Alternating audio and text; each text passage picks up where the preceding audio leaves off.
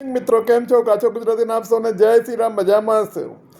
Gratitude is not everybody's cup of tea. કૃતજ્ઞતા દરેક માટે એટલી સરળ નથી. હમણાં જ મેં અનુપમ ખેરનો એક ઇન્ટરવ્યૂ વાંચ્યો. એમાં એણે કહ્યું કે ભાઈ એની પહેલી પિક્ચર જે હતી, પહેલી મૂવી અર્થ, એ કોણે આપી એને યાદ છે ને ભાઈ? સારાંશ પિક્ચર હતી પહેલી.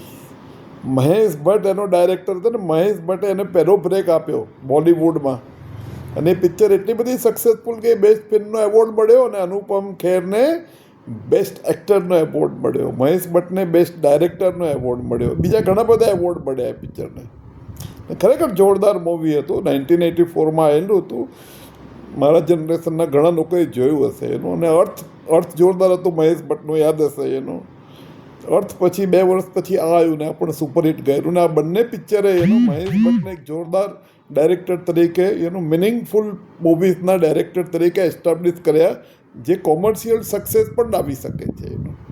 અધરવાઇઝ એવું હતું કે ભાઈ પિક્ચરો કેવી હોય, આર્ટ મૂવીઝ હોય અથવા કોમર્શિયલ મૂવી. આર્ટ મૂવી એટલે પછી કોમર્શિયલ સક્સેસ ના હોય, કોમર્શિયલ સક્સેસ વાળી મૂવીમાં આર્ટ ના હોય. જ્યારે બંનેનું કોમ્બિનેશન હતું આની અંદર. અનુપમ ખેર એનાથી એટલો બધો ખુશ થયો કે એણે એ વખતે એને 500 રૂપિયા આપ્યા. કોને? મહેશ ભટ્ટને. કે ભાઈ તે મને પહેલો બ્રેક આપ્યો અને હવેથી હું મારી દરેક ફિલ્મ માટે હું તને આપતો રહીશ. અને પછી 500ના 1000 થયા, 5000 થયા, 10,000 થયા, અત્યારે 25,000 આપે છે એની દરેક પિક્ચર માટે. એણે કેટલી મૂવી કરી છે અનુપમ ખેરે? 550 મૂવીઝ કરી છે એણે. 550 મૂવીમાં અત્યારે શરૂઆતમાં 500 આપતો હતો, અત્યારે 25,000 આપો. પણ એ કેટલો મોટો એનો ગ્રેટિટ્યૂડ છે, કૃતજ્ઞતાનું કેટલો મોટો એક્ઝામ્પલ છે એનો.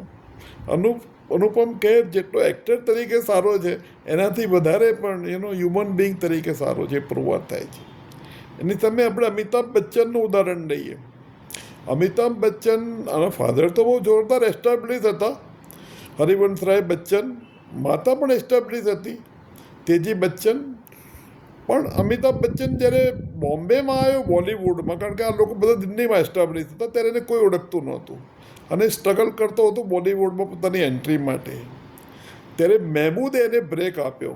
નોટ ઓનલી એને બ્રેક આપ્યો, એને રહેવાની કોઈ જગ્યા નહોતી અમિતાભને, તો કીધું મારા ઘરમાં આવીને રહે.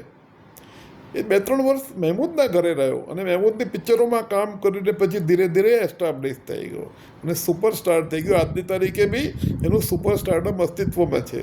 અને કોણ બનેગા કરોડપતિ એને ઉગારેલો. જ્યારે એને આર્થિક તકલીફ આવેલી, એનું ક્રાઇસિસ આવેલી, ત્યારે કોણ બનેગા કરોડપતિ હજી પણ લાઈવ શો છે ને, બહુ જોરદાર છે.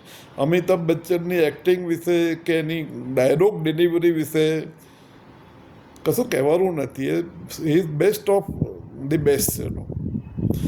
પણ જ્યારે મહેમૂદ હોસ્પિટલાઇઝ હતો બોમ્બેની એક પ્રખ્યાત હોસ્પિટલમાં, ત્યારે અમિતાભ બચ્ચનના ફાધર બી એ હોસ્પિટલાઇઝ હતા. એના ફાધરને જોવા હોસ્પિટલમાં ગયો. એને ખબર હતી કે મહેમૂદ બી અહીંયા ગંભીર બીમારીમાં હોસ્પિટલાઇઝ છે. એ મહેમૂદને જોવા ના ગયો, પોતાના ફાધરને જોઈને આવ્યો. મહેમૂદ સાથે એણે બધા સંપર્ક તોડી નાખ્યા. એને કોઈ મદદ ના કરી. મદદ તો ના કરી, એનો કોઈ સદભાવના ન રાખી, કોઈ કોમ્યુનિકેશન નહીં, કોઈ ગુડ વિશિસ નહીં, કશું જ નહીં એનું. એ કૃતજ્ઞ હતો. કૃતજ્ઞ હતો. એને પોતાની જ પિક્ચર હતી એનો નમક હલાલ, જે રાજેશ ખન્ના સાથે હતું ને, નમક હરામ. એનો જ્યારે અનુપમ ખેર નમક હલાલ હતો, હલાલ છે, અને અમિતાભ બચ્ચન નમક હરામ છે. વિચાર કરજો. મારે કંઈ ભૂલ હોય તો કહેજો ભાઈ. આભાર. Thank you so much. So nice of you.